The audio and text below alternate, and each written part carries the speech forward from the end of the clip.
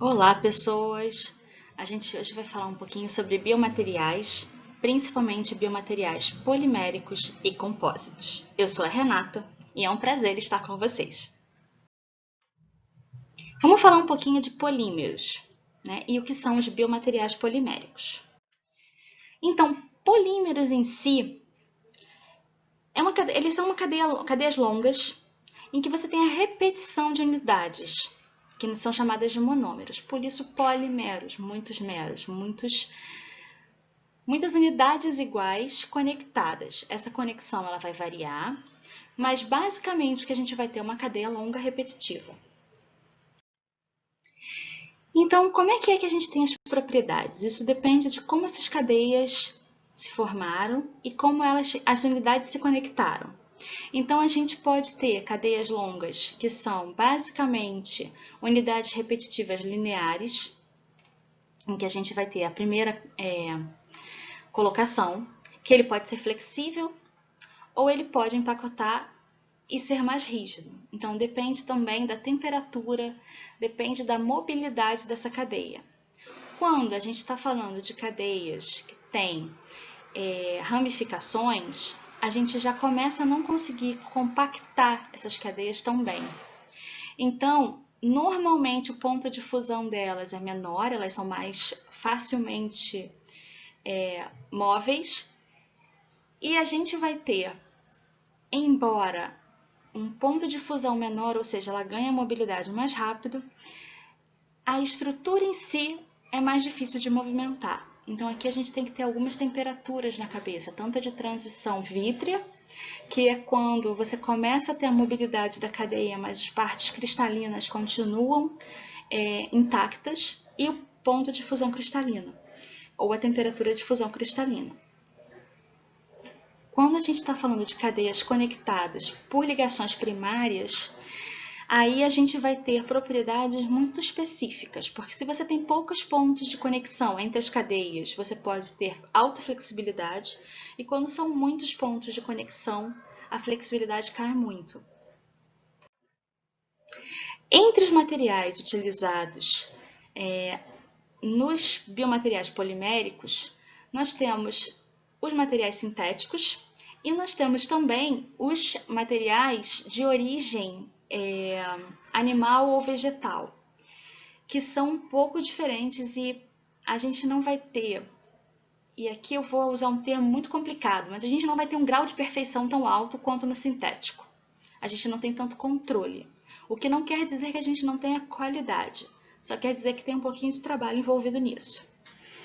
E se a gente for pensar em biomateriais poliméricos, a gente tem alguns exemplos, como por exemplo, a gente já tem alguns estentes e a gente já tem alguns catéteres que são plásticos. Então, tudo vai ter que ser levado em consideração para a gente fazer cada etapa dessa operação, vamos dizer assim. Não é o engenheiro que opera, é o médico, mas a gente está ali junto com eles. E a gente tem também as nossas antigas boas e velhas suturas, que cada vez mais a gente está chegando num ponto de aprimoramento em que a marca deixada no paciente é mínima e que a gente tem muitos pontos de sutura que são bioreabsorvíveis. O que isso quer dizer? Que ele não vai precisar no médico arrancar os pontos. Então, isso é qualidade de vida para o paciente.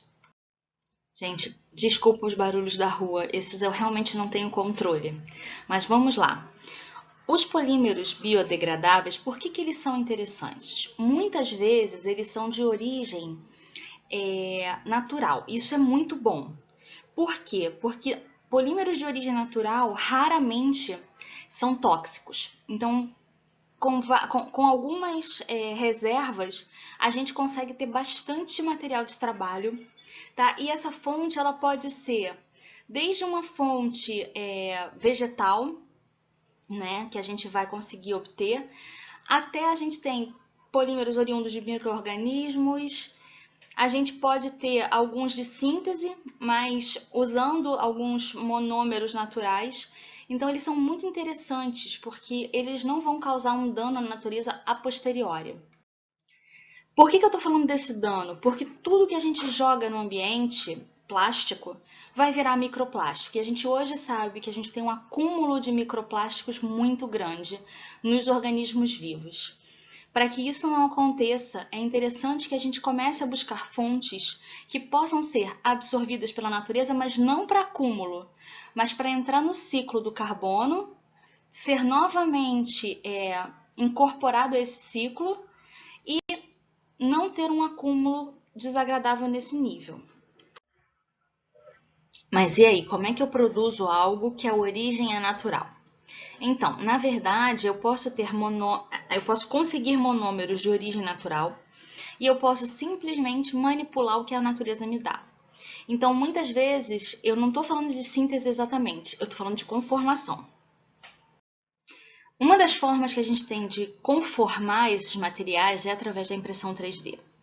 Muito bem, a impressão 3D é muito simples, ela é barata, mas ela exige que a gente tenha modelos de CAD, modelos que vão ser colocados na impressora para dizer, olha, desenha, monta do jeito que eu preciso. Então, eu posso ter o que a gente chama de biotinta, uma tinta de origem natural, à base, por exemplo, de amido, e que a partir dali eu vá construir a peça que eu preciso para colocar no corpo humano. Mas, de novo, tem muita tecnologia envolvida nessa tinta, tem muita tecnologia envolvida na montagem dessa peça. Um outro modo que se tem de fazer alguns materiais, que já é mais antigo, mas ele é muito bom ainda, que é a eletrofiação. A eletrofiação ela é baseada na aplicação de voltagem de uma diferença de potencial entre o alvo e a fonte. Então, eu preciso que o polímero tenha grupos polares para eu poder exatamente excitar esse material e poder colocar que a partir de uma seringa eu consigo aplicar a diferença de potencial entre a agulha da seringa e o alvo, e a partir disso eu consigo construir fios para montar, por exemplo, um arcabouço. Tem outras técnicas? Claro que tem. Só usa biopolímero para, por exemplo, falar nessas técnicas de impressão 3D e eletrofiação? Não. Eu posso fazer várias técnicas, eu posso usar diferentes materiais, depende do meu objetivo, do custo associado, para que isso seja viável. Então, por exemplo, o poliéster, aquele poliéster que a gente usa cotidianamente, ele pode ser um material de construção em impressão 3D? Pode. Eu posso, a partir disso, tentar ver a viabilidade de um arcabouço de poliéster, ter a aceitação de células? Posso. Vai funcionar? Bom, esse daqui, com algumas cargas que eu coloquei nele, não eu, Renata, que o autor desse trabalho colocou nele, a gente teve o crescimento celular nele. Isso indica que esse material pode ser viável para biomateriais a partir dele. Isso quer dizer que ele seja biodegradável? Não. Isso só quer dizer que ele tem uma aceitação das células. Ser biodegradável, ser consumido pelas células para poder ser substituído por um tecido novo, é uma longa caminhada. Aqui eu mostro para vocês também um outro trabalho, tá? Esse trabalho ele teve células tronco e ele foi à base de colágeno. Colágeno é um polímero, a gente vai tratá-lo como polímero, mas é um polímero que tem no corpo humano e que tem em vários organismos vivos. Então, já é meio que ok, se tem no corpo humano, vai ser bem aceito, é isso mesmo. E aí se recheia esse material de célula-tronco, que são os pontinhos verdes, para quê? Para que, colocando o estímulo correto, essas células se diferenciem nas células do local onde eu vou colocar esse curativo e aí substituam esse colágeno que foi implantado pelo tecido original. Então, a ideia é exatamente essa. Aonde eu preciso colocar o material, esse vai ser colocado com célula-tronco, fica o curativo e ao longo do tempo se acompanha se foi substituído por tecido do corpo humano. A ideia é essa, tá? Então, a ideia é cada vez mais a gente se aproximar de como o tecido imitar, a biomimética, para que seja substituído então o material que eu coloquei ele foi utilizado pelas células como alimento e substituído por tecido normal, por tecido vivo. Então esses materiais que são esses locais onde eu posso crescer células são o que a gente chama de scaffold ou arcabouço. O arcabouço classicamente de tecido mole é polimérico e é interessante que ele tenha ou células similares aonde ele vai ser implantado ou células-tronco que se diferenciem nessas células de interesse para que o tecido substitua esse material de entrada. Tá? Então, isso pode ser feito, por exemplo, por eletrofiação, como a gente já tinha comentado, onde a gente desenha o arcabouço, coloca as células ali. Isso é muito complicado. Entre o desenhar o arcabouço, coloca as células ali, as células sobreviverem, entenderem na hora do implante que elas estão vivas e que elas podem se diferenciar, a gente tem um longo trabalho. Mas é muito interessante quando a gente consegue esse tipo de coisa, você consegue consertar o defeito e o organismo vai entender aquele material como parte do grupo e se ele puder ser substituído pelo tecido próprio, pronto, aí a gente tem a completa regeneração. Esse curativo pode ser feito com poliácido lático? Pode. Nesse caso aqui, a gente está fazendo um material à base de poliácido lático, prata, porque é um material antimicrobiano. Até o momento a gente não falou de nada para bactérias, mas se a gente está pensando num curativo, a gente pode falar de um local que tem infecção e que a gente não queira o crescimento bacteriano, então a gente coloca algum tipo de antibiótico incorporado nesse material. Ele foi eletrofiado. Da eletrofiação, contendo no fio a prata, se vai a montagem do arcabouço e esse arcabouço colocado no local de interesse. Nesse arcabouço eu posso também colocar ou permitir o crescimento celular do corpo. Então eu teria uma dupla função. Ele vai conter antimicrobianos, ou seja, antibióticos, e também vai permitir a adesão celular das células eucarióticas, das células do nosso organismo. Isso é bastante interessante porque você, teoricamente, você permitiria não só o não crescimento bacteriano, mas também o crescimento de células do corpo para fechar aquele curativo, aquele ferimento. Bastante interessante. Com colágeno, como eu já tinha dito no outro trabalho, a gente já espera que haja adesão da célula. Aqui a gente tem uma célula, nesse caso é um osteoblasto, que a gente vê os pontos de conexão do osteoblasto com o curativo. Essa adesão significa eu gosto desse local, eu espraio aqui, né, o osteoblasto falando, eu espraio aqui e eu cresço a partir desse local. Então eu aceito bem esse material polimérico, eu consigo aderir, crescer, então não tem nenhum tipo de rejeição e há crescimento celular. O que isso quer dizer? Que, por exemplo, em curativos de fibroína de seda, né, que é uma produção, vamos colocar assim, natural, eu poderia eletrofiar a fibroína, essa fibroína contendo algum tipo de medicamento, uma vez implantada, ela vai funcionar bem para fechar o ferimento e ao crescimento da pele normal, muitas vezes sem a necessidade da remoção, por conta da substituição do material do hidrogel ou do material à base de fibroína de seda pelo organismo. O que é hidrogel? Porque eu estou falando de hidrogel e eu não falei o que era. Desculpem os cachorros, não são meus, mas não tem jeito. Esse hidrogel nada mais é do que uma rede hidrofílica de polímeros. E essas cadeias poliméricas elas estão conectadas de algum modo.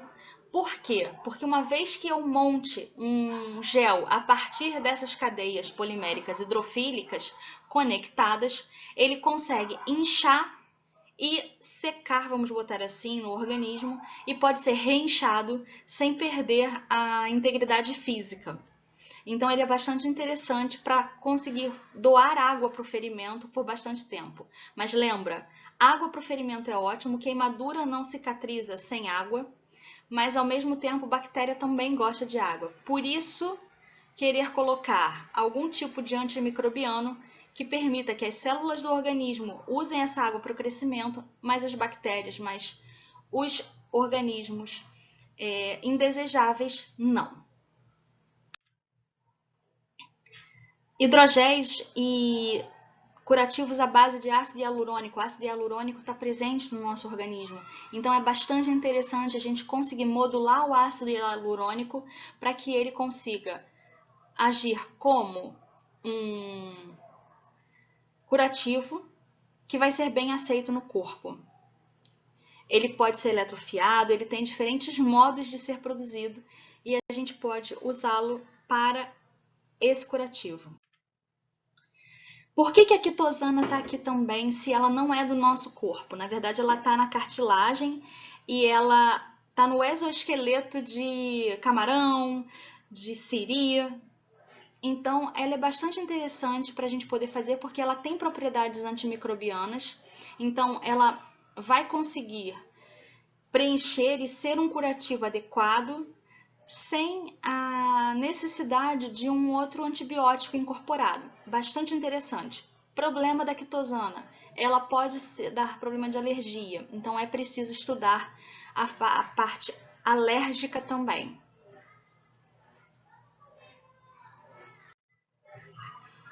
E o alginato? Ele vem de algas marrons, e é bastante fácil de obter a partir dessas algas. Ele pode ser utilizado para a produção de filmes que vão ser utilizados como curativos, por exemplo. Então, muito simples a utilização, mas, de novo, é preciso os testes em vivo e in vitro para que esse material consiga agir como um curativo. Então, é possível incorporar fármacos, é possível incorporar algum tipo de medicamento para que ele tenha uma outra função? Sim. Todos esses polímeros até agora citados, eles podem ser utilizados com carreamento de fármacos. Novamente, depende do objetivo e do local de aplicação. E a celulose? Bom, celulose, acho que eu nem preciso dizer que a gente encontra em plantas em geral. Pode ser feito um curativo à base de celulose para recobrimento de ferimentos? Sim. Eu posso incorporar nele algum tipo de medicamento ou algo que o valha? Posso. Isso vai fazer com que ele funcione bem? Depende. Por quê? É preciso que a gente adeque, né? Por exemplo, o teor de água. Será que o teor de água da celulose ele vai ser adequado? Bom, eu posso combiná-la com alginato e aí, a partir de celulose e alginato, tentar com que esse curativo funcione bem para todos os ambientes, cedendo água às células que vão receber esse curativo por tempo indeterminado. Mas, novamente, o que é tempo indeterminado? Depende. Tem tantos depende, gente. Tem tantos talvez.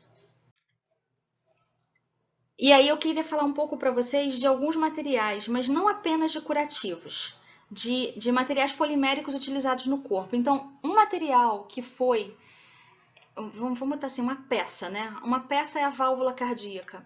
Ela vai ser um material que vai ser extremamente necessário e a gente busca, desde 1952, um modo de reparar válvulas cardíacas. Então, a gente tem desde os implantes xenográficos, vamos botar assim, não é o termo correto, mas o termo xeno quer dizer ele está vindo de algum animal, ou ele vai imitar alguma válvula de animal. Isso funciona bem? Funciona, mas e aí? Se eu vou fazer uma válvula que não seja a partir de um animal, se eu não vou roubar a válvula, roubar não, gente, desculpa, mas se eu não vou retirar a válvula de um animal, como por exemplo as válvulas de porco, que funcionam muito bem, tamanho é muito próximo, mas ela pode ter uma rejeição do corpo. Então, por que não tentar fazer essas válvulas sintéticas ou naturais, mas com trabalho para que não haja nenhum tipo de contaminação, para que elas funcionem conforme a necessidade do coração e que elas permaneçam no local por longo tempo, né? Então isso foi um trabalho do tempo para que a gente conseguisse ter algo aprovado para a utilização dessas válvulas no organismo. Como é que ela funciona? É como uma válvula mesmo, tá?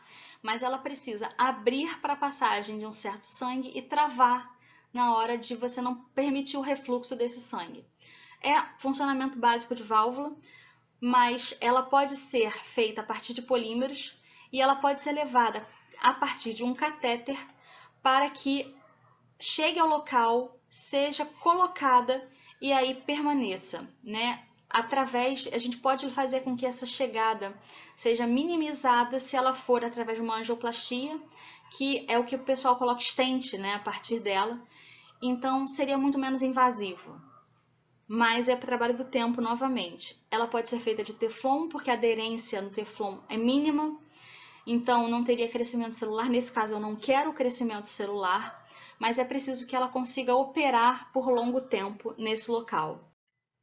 Então, alguns modelos que existem são de poliuretano, tá? E também um copolímero em bloco, que a gente pode tentar simular a válvula cardíaca para que fique por longa data e substitua uma válvula defeituosa. Eu já falei um pouco de arcabouços, eu vou falar um pouquinho mais de arcabouços. Por quê? Por que os arcabouços são tão interessantes? Porque os arcabouços eles podem ser feitos de materiais diferentes e o diferentes aqui é muito o que importa pra gente. Por quê? Porque uma vez que eu consigo fazer de materiais diferentes, eu consigo controlar custo, eu consigo controlar porosidade desse material. Por que porosidade em implante é importante? Porque se esse local de implante passam vasos, passam veias, é preciso que voltem a passar vasos e veias para que esse implante fique no local e seja bem aceito. Então, essa vascularização do arcabouço é extremamente importante. Ou seja, que eu tenha, se eu puder incorporar nesse arcabouço células tronco ou células do local de implante, e que essas células consigam colonizar esse arcabouço, para que haja no futuro a passagem de vasos, esse arcabouço está completamente incorporado. Então, isso é muito importante. Eles precisam mimetizar, serem biomiméticos com a matriz extracelular e eles podem ser de polímeros ou compósitos, depende. Se eu estou falando de um material para substituição de cartilagem, normalmente o material compósito funciona melhor. Então, é muito comum a gente ter a incorporação de partículas cerâmicas de hidroxiapatita, por exemplo, porque ela vai simular o material ósseo e ela vai funcionar bem para que a gente consiga ter resistência maior. Como é que eu vou produzir esses materiais? Eu posso produzir, por exemplo, através de eletrofiação, produzindo as fibrinhas contendo as partículas. Essas fibras podem ser diluídas, ou seja, colocadas em solução. Por quê? Porque uma vez a solução contendo essas fibras pode ser impressa através de impressora 3D para que para que o implante possa ficar na conformação adequada para eu vou dizer a formação, mas não é formação não, eu estava tentando buscar uma palavra melhor, mas para que as células que colonizem permitam a formação de novos vasos, a irrigação desse implante. E isso pode ser determinante para para a manutenção do implante no local. Eu posso também ter alguns implantes que tenham liberação de fármacos lentamente? Sim. Quais são os mecanismos mais usados para a liberação de fármacos a longo prazo, ou seja, controladamente? Materiais que sejam sensíveis a pH, temperatura ou magnetismo. Então, são algumas formas utilizadas para que essa liberação seja lenta, mas dentro de uma janela de atividade que seja necessária para que esse implante seja bem aceito no corpo, na região onde ele está, e para que ele permaneça sem nenhum tipo de infecção, inflamação não tem jeito, inflamação é parte do processo de cura, mas sem nenhum tipo de infecção, sem nenhuma inflamação fora do esperado, e também para que haja cura se esse for o objetivo. Mas a gente já começou a falar de compósitos e a gente nem falou o que é compósito. Então vamos voltar. Compósitos são materiais que são compostos, né, de diferentes fases, mas que essas fases elas conseguem atuar conjuntas e de modo a alterar propriedades dentro do que é de interesse. Então, por exemplo, se eu estou falando de resistência mecânica e eu estou falando de resistência específica, quando eu estou combinando diferentes componentes, eu posso pensar, tá, eu quero resistência e módulo, legal. Resistência eu tenho com um particulado não, com uma fibra específica. Mas essa resistência da fibra não me dá o módulo de interesse. Então eu posso tentar colocar uma matriz que, combinando as duas fases diferentes, desde que elas tenham adesão, desde que elas consigam atuar, desde que elas consigam ter um comportamento conjunto, eu posso combinar as propriedades de interesse das duas fases. Então elas simplesmente têm que atuarem juntas. Eu posso ter diferentes tipos de compósitos, por exemplo, aqui são compósitos à base de epóxi, com vidro, kevlar, grafite, boro, e aí a gente pode ter diferentes fases do grafite que possam se comportar e levar a propriedade de interesse. Quando eu falo de biocompósitos, de modo geral eu estou falando de osso. Por quê? Porque é um compósito muito comum no nosso corpo e que a gente tenta mimetizar o tempo todo, né? Então esse osso eu posso chegar nele ou tentar mimetizá-lo à base da hidroxiapatita, que é uma das formas de apatita que tem no nosso corpo, ou a partir de outros fosfatos de cálcio. Como é que o osso se comporta? Bom, o osso ele é um compósito clássico de colágeno com hidroxiapatita, em que as partículas, os cristais de hidroxiapatita, eles estão alinhados com as fibras de colágeno. Então, a gente vai ter sempre muito bem, sempre que o colágeno e a apatita conseguirem se comportar juntos e estarem alinhados, isso significa o osso está funcional e o osso está bom. Ele está ok para funcionar. Se isso não acontece, se eu tenho uma desorganização da estrutura, isso significa que provavelmente esse osso precisa ser substituído, tá? Então a gente tem diversas células atuando, a gente tem osteoblastos que vão funcionar para a formação do osso. O osteoblasto é muito ativo, mas se eu preciso consumir um osso que não está bom, o osteoclasto ele vai chegar ali, ele vai ter uma função. Então tem várias células ósseas que participam do processo para substituição. Substituição de osso é muito comum. A gente ao longo de meses a gente tem várias substituições ósseas naturais, mas que fazem com que isso seja um desafio quando a gente pensa em um implante ósseo. Então, a gente quando fala de uma resposta a um implante, a gente normalmente pode ter os implantes bioinertes, ou seja, a resposta e isso vai ficar gravado, isso é péssimo, mas é o implante fazendo a egípcia para o osso. Então, ele está ali, se o osso reconhece, opa, tem alguma coisa aqui que não era da turma, mas não me incomoda, eu tenho um implante bioinerte. Então, ele vai ter a função dele, ele vai permanecer no local, mas ele não vai se integrar ao corpo humano. Quando a gente fala de bioativos, a gente já está falando de um reconhecimento e de uma atividade maior a partir do contato com a célula. Então, quando a gente fala de hidroxiapatita, existe um espraiamento, existe um reconhecimento celular, uma adesão celular ao local, para que esse crescimento a partir dele. Quando estamos falando de biorreabsorvíveis, aí a conversa é outra. Por quê? Ele não só tem o reconhecimento celular, a adesão celular, o espraiamento celular e o crescimento celular, como ele vai funcionar, entre aspas, como comida para a célula.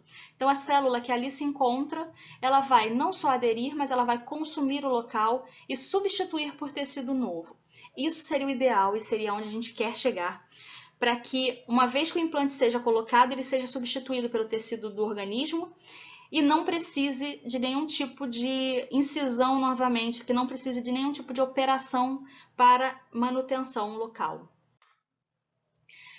Os locais de aplicação dos compósitos e desses materiais são inúmeros, tá? Então a gente pode ver compósitos sendo aplicados em diferentes locais sempre que há um acidente. Por que é que a gente tem tantas apatitas e por que elas interessam para a gente? Por que elas se comportam de modos diferentes? Porque diferentes apatitas, algumas delas vão se tornar apenas bioativas e outras bioreabsorvíveis. Bom, isso depende da estrutura. Então, a estrutura cristalina vai determinar muitas vezes como é que essa apatita vai se comportar no organismo. Dentre as apatitas existentes, existem diversas possibilidades, tá? Então, desde a hidroxiapatita, que é muito comum, porque ela está no nosso osso, até o beta-TCP, que ele vai ser um reabsorvível, ele já não vai dar mais, ele não vai ser só ativo, e isso vai fazer com que eu tenha propriedades completamente diferentes. Então, quando eu falo para usar uma apatita para uma tibiotinta, para uma impressão 3D, eu estou falando de uma apatita que vai ter uma função que vai ser diferente, por exemplo, de quando eu faço um enxerto ósseo para esse crescimento de osso. Quando a impressão 3D ela vem substituir uma peça, eu não posso, nesse momento, fazer com que ela seja reabsorvível. Eu preciso primeiro que ela dê estrutura. Ah, Renata, mas eu não posso ter uma coisa estruturada e bioreabsorvível? Esse é o objetivo, que ele consiga dar estrutura ao local para que a pessoa use o maxilar para a função que lhe é própria e que, se possível, uma vez que eu tenha a formação de vasos sanguíneos nesse local e a adesão de celular, que ele seja ao longo do tempo sendo substituído. Poxa, Renata, mas a gente hoje não tem perfeitamente isso acontecendo. Concordo. Mas a gente hoje consegue fazer uma prótese a partir de impressão 3D. A gente consegue utilizar fosfatos de cálcio, apatitas, que vão ser reconhecidas e vão ser aceitas pelo organismo e que vão dar estrutura suficiente. Já é um avanço pra caramba, né? Quando a gente fala de crescimento ósseo, por exemplo, para implante dentário, a gente quer que a célula que chegue aqui, ela aí sim, que ela reconheça a apatita que está sendo colocada ali, que ela cresça em cima dessa apatita e, de preferência, que ela substitua e aceite não só o implante, mas abrace esse implante para fixação. São funções diferentes. Dentre o que é possível fazer, eu posso querer um arcabouço poroso para crescimento de vasos sanguíneos e substituição. Legal, mas eu posso querer também simplesmente um compósito que vai dar fixação suficiente, que vai permitir no futuro a adesão celular e que vai ser um compósito de resistência mecânica. Sim, então se eu preciso de um compósito de resistência mecânica, eu vou utilizar alguns particulados, alguns reforços que são diferentes de quando eu preciso de algo que vai ser completamente bioreabsorvível em tempo mínimo. Tudo isso vai determinar, o objetivo vai determinar se eu consigo, qual processo que é possível, qual o material que vai ser utilizado e como é que ele vai se comportar no futuro. Vamos lá. Aqui eu trouxe para vocês nanohidroxiapatita, né, usando também um polímero como compósito. O que eles fizeram com esse material? Eles foram utilizar a partir de uma solução.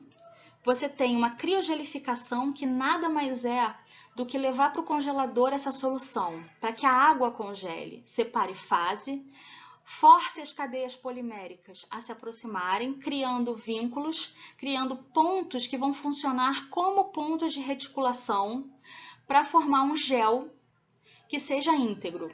Esse gel vai ser implantado em vivo e aí é observado como é que ele se comporta ao longo do tempo, funcionando como um antibiótico e como um curativo.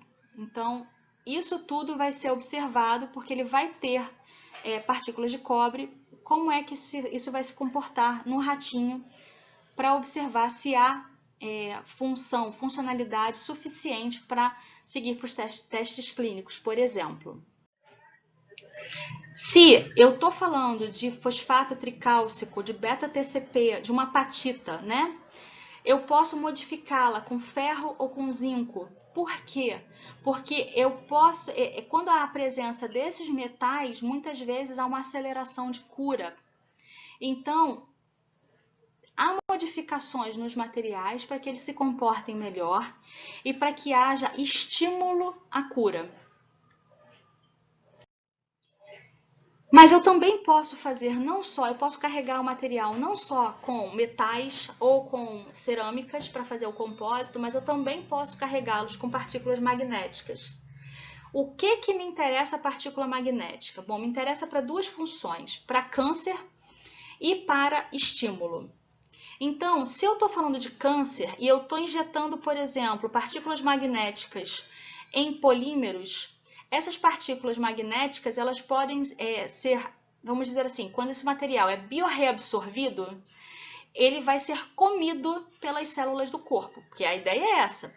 Se eu tenho um material reabsorvível, as células vão chegar, vão aderir, vão começar a comer esse material. Se eu tenho partícula magnética, uma vez que essas células, por exemplo, do câncer, comecem a comer, elas são as que mais comem. Elas comem muito se comparado às células normais. Então, essas nanopartículas magnéticas, elas estão aí com a função de serem comidas mesmo pelas células cancerígenas, para que uma vez que eu aplique campo magnético, a vibração dessas nanopartículas faz com que as células se rompam e seria possível, teoricamente, acabar com as células cancerígenas ao aplicar o campo magnético em loco. É um trabalho que vem sendo desenvolvido há décadas. Cada vez há um desenvolvimento melhor e a gente consegue observar que realmente é possível, mas ainda é uma tecnologia que precisa ser aprimorada. Uma outra função dessas nanopartículas é acelerar o crescimento e acelerar a regeneração celular.